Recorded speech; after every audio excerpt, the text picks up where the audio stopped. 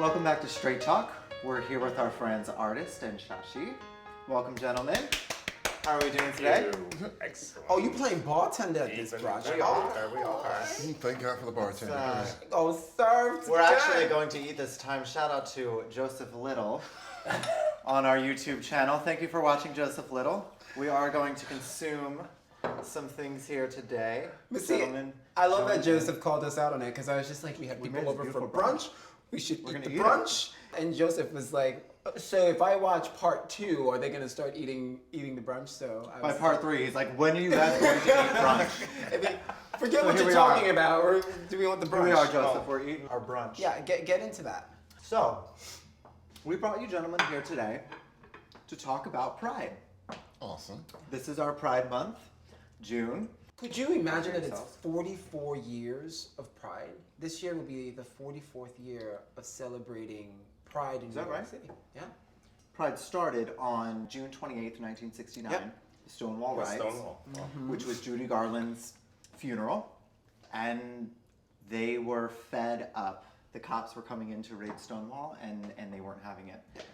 So you guys weren't in New York City around that time the riots started happening? No, I was not in New York City when the riots started to happen, but Pride for me means lots of different things. But I mean, if that event hadn't occurred, Lord knows where we would be at now. That's true. Absolutely.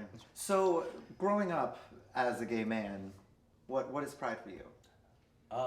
It's changed and it's always changing. For me Right. now, it's about celebrating the fact that we're equal and striving towards the ideals of equality and celebrating our differences, just like we do with other cultures. And, just getting to a place where we all get along and we just respect each other.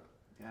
You grew up in the Caribbean? I grew up in the Caribbean and in Canada. What was that like? Now that this whole riot has started and the conversation was ignited about, gay rights and the fight for equality, what was that? There was no conversation. There was no conversation. There was no in New York. conversation. I mean, I was extremely sheltered from any sort of gay movement at the time. I didn't know what Stonewall was until I moved to New York when I was 27.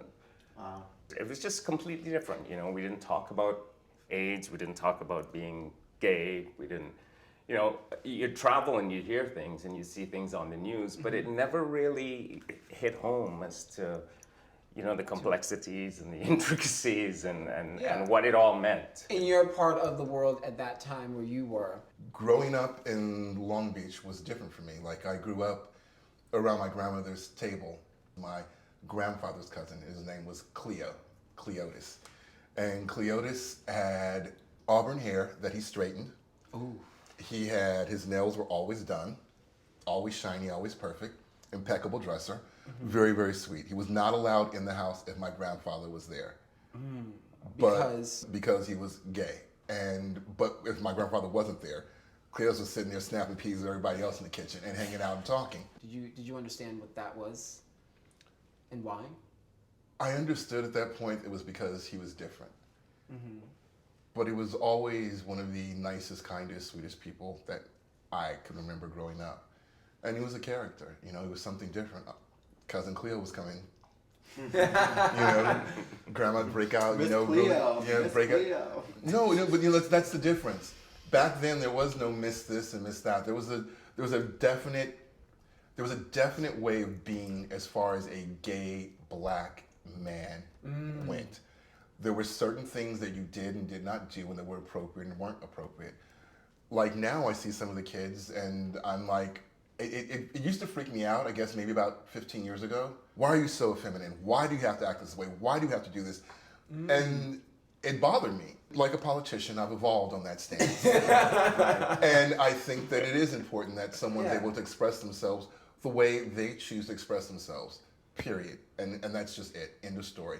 Doesn't matter if you're transgender, if you're cis, non-cis, whatever it is that you are, you should be able to express that freely and be exactly who you are. I guess for me, Pride's a complicated thing, right? I grew up in a different era, much like Shashi, where there wasn't a lot of talk about it.